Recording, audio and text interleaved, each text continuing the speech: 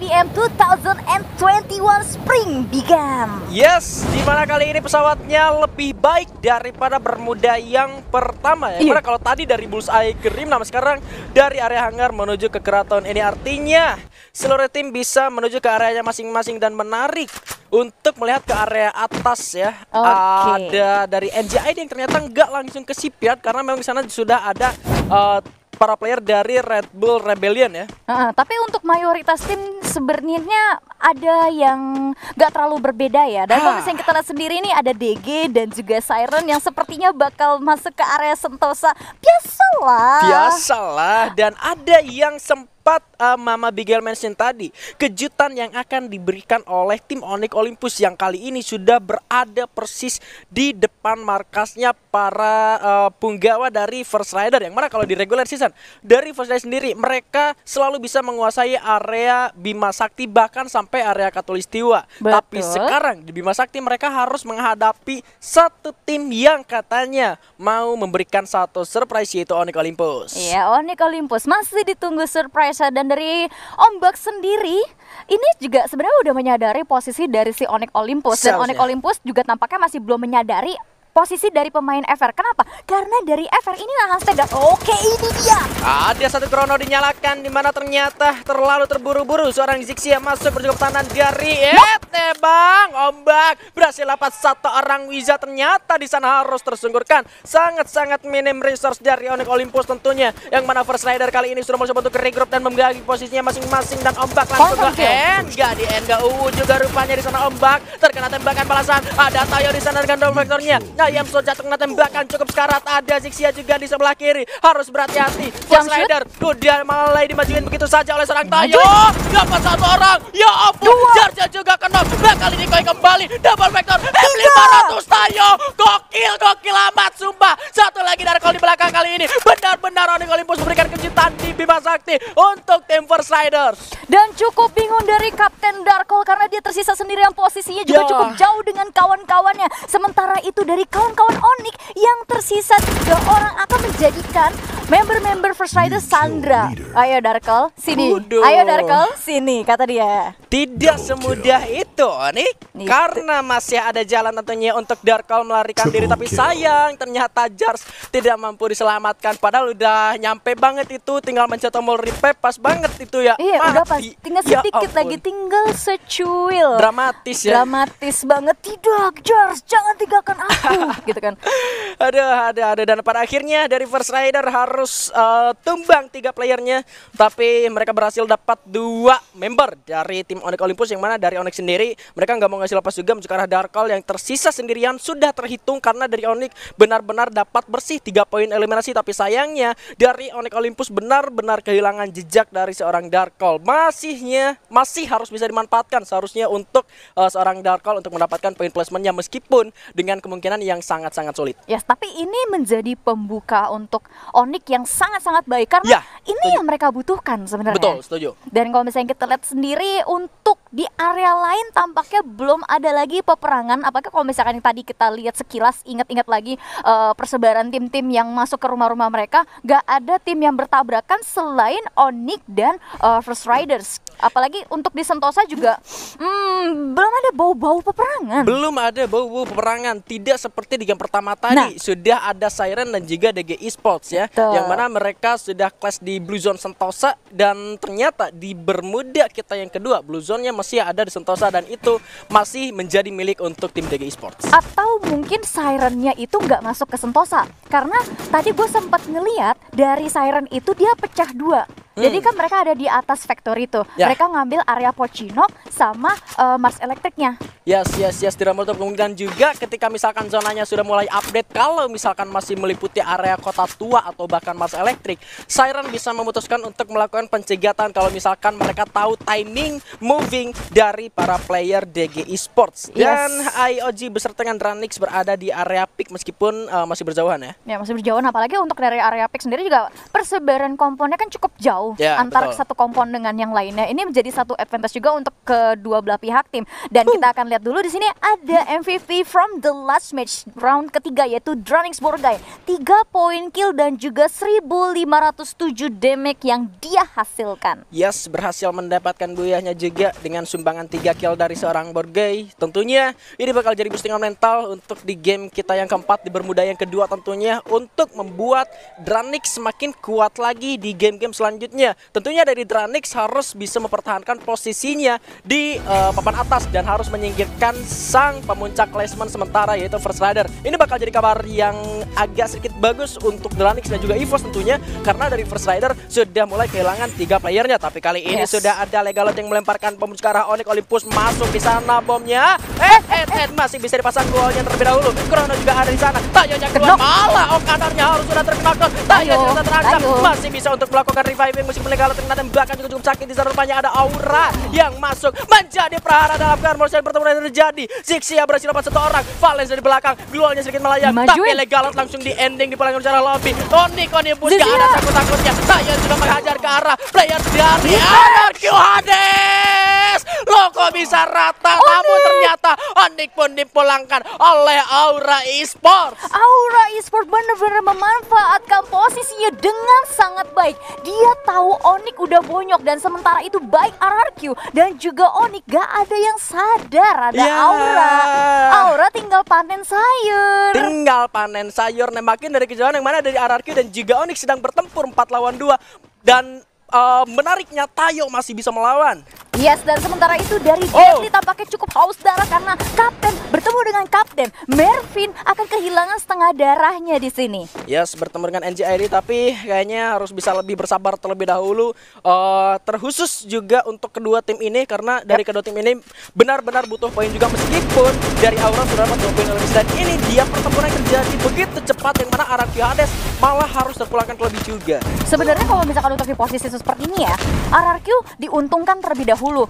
Cuman karena ada Aura yang menjadi pengganggu antara mereka berdua nih kan ya, RRQ langsung pecah konsentrasinya dan itu dimanfaatkan dengan baik oleh Onyx. Langsung masuk, pertahanan dijebol, akhirnya Onyx-nya bisa berhasil take down RRQ, tapi sayang sekali Onyx-nya dibalas take down sama Aura. Di take down sama Aura, bahkan tadi sempat Tayo pun meskipun dia sempat melawan curah RRQ, dia tidak sempat untuk melakukan reviving ke rekannya sehingga Aura berhasil mendapatkan poin eliminasinya. Waduh. Oh iya, itu kan karena kayak pressingnya yang dikasih sama Aura itu udah terlalu kencang sampai bener-bener lo nggak dikasih nafas. Yes, nggak dikasih nafas banget ya.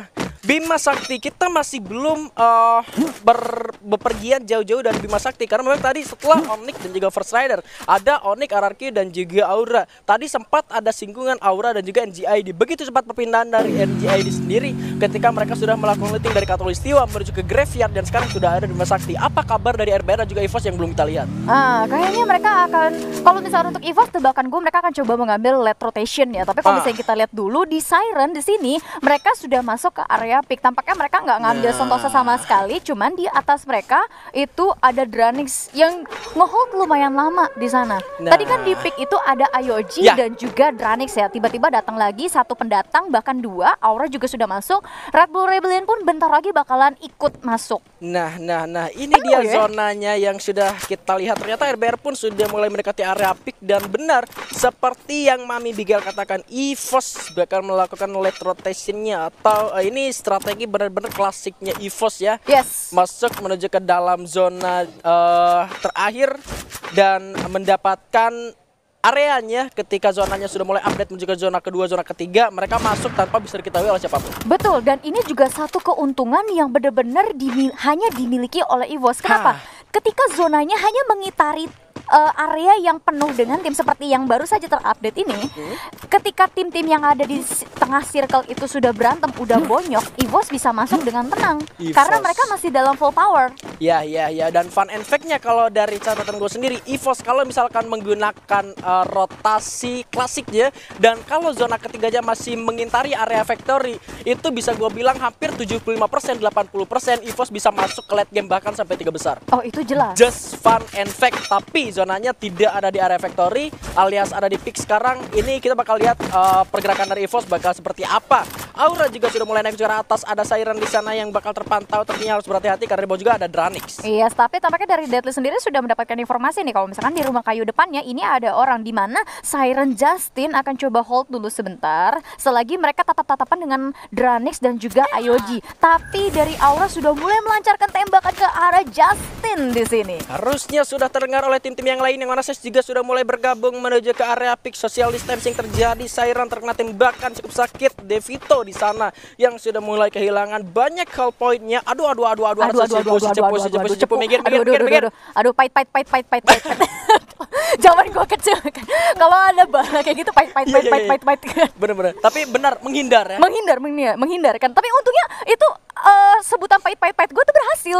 Gak kena itu. Yes. Gak kena semuanya dan masih berdekatan. Social distancing, Siren Esports agak sedikit terpisah dengan beberapa rumah yang ada di area pick. Sementara dari Island of Gods berada di satu kompon yang sama. Di belakangnya sudah ada Sesmizu yang menanti. Dranix juga di arah bawah masih adem ayam. Sementara Aura seperti biasa hanya memanfaatkan patahan yang bisa mereka manfaatkan. Patahan Aura, men. Patahan Aura. Aura ada di patahan, biasalah.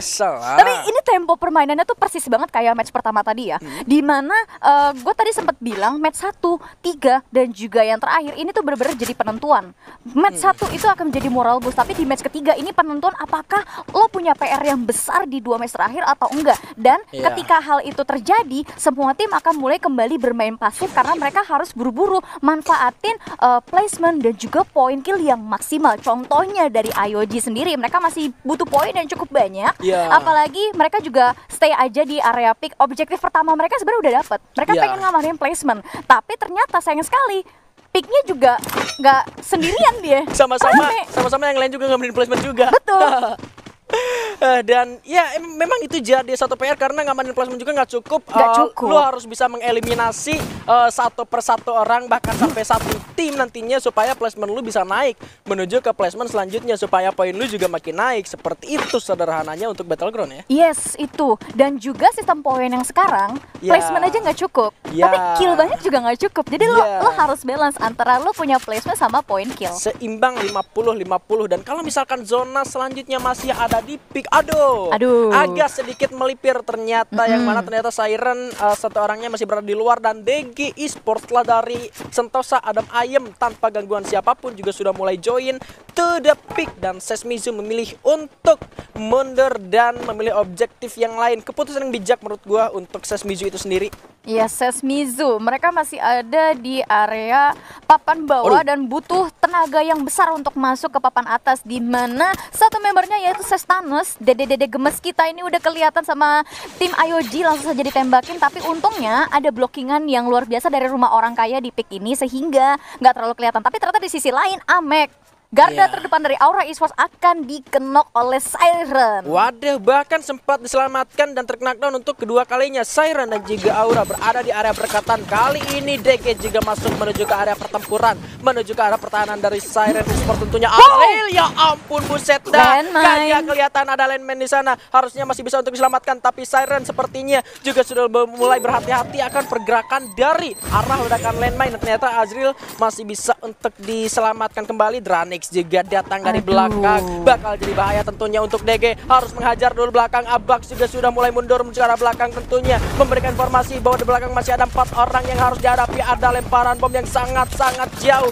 bakal meledak menjadi pertempuran yang sangat-sangat alot. Tentunya bakal terdengar dari arah utara, barat, timur, selatan, barat, daya, dari semuanya. Dranix dan juga DG yang bakal bertempur, tapi Siren juga sudah mulai menanti akankah menjadi orang ketiga dan sukses meratakan seluruhnya. Abax sudah mulai menembak, tapi masih ada satu krono yang dinyalakan juga tentunya di sana. Abax coba untuk tarik mundur terlebih dahulu. Dranixnya juga sudah mulai menyerang, tapi Aura juga di sana sudah mulai melihat dari kejauhan. Siren di sana masih bisa untuk memantau. Island of Gods pun masih sabar saja, dan Borgai didapat serang deadly, malah Aura yang nembak dan juga tertembak serang Abax ke arah Maung, namun masih belum berhasil untuk teknik juga. Ada Siro terkena, Borgainya juga harus tembak kali ini di arah lain. Dranix ternyata yang harus tembakkan, dipulangkan oleh Ayoji dan juga DG tentunya, tapi sulit untuk DG Esports karena ada Ayoji dan juga Siren yang menahan pertempurannya. Yes, dan sementara itu dari Ayoji Hansis ini akan menembak ke arah Siren, tapi sayang sekali malah dia yang ditembak balik paling deadly di sini dengan granatnya berhasil mendapatkan 2 member dari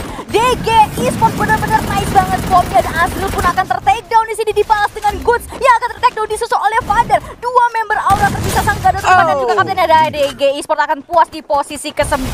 Bigan. 6 poin eliminasi didapatkan oleh Aura, menjadi angin segar tentunya, tapi masih banyak PR karena Siren bakal menahan tentunya pergerakan dari tim Aura. Bahkan IOG pun sudah mulai turun menuju ke arah bawah untuk menjadi orang ketiga. Sudah ada ledakan, Lord harus berhati-hati karena di depan sudah ada 2 tim, dan Lord harus dapat serang Justin di sana. Hans juga harus sekarang masuk dalam chrono. Hans masih bisa menembak, Thompsonnya masih belum kena, tapi Hans cukup sulit. Justin sekarang juga kali ini Mr. Homer kenok. Hans belakang kelebihan IOG harus pas di posisi ke-8. Kenapa? Ada apa dengan IOG? Auranya mendapatkan momentum untuk masuk ke dalam zona selanjutnya, tapi Mr. Home berhasil mendapatkan kalau serang Mr. 05 lagi-lagi dengan RBR. Pelontar lagi, ya ampun RBR. Dipulangkan di posisi ke-7. EVOS mendapatkan angin segarnya kali ini. Yes, angin segar berhasil didapatkan oleh EVOS, dan apalagi mereka memiliki Sutek untuk dijadikan pertahanan. Sementara itu dari Aura juga cukup tidak baik posisinya, di mana dia cukup tersandwich. Ada Siren dan juga NGID.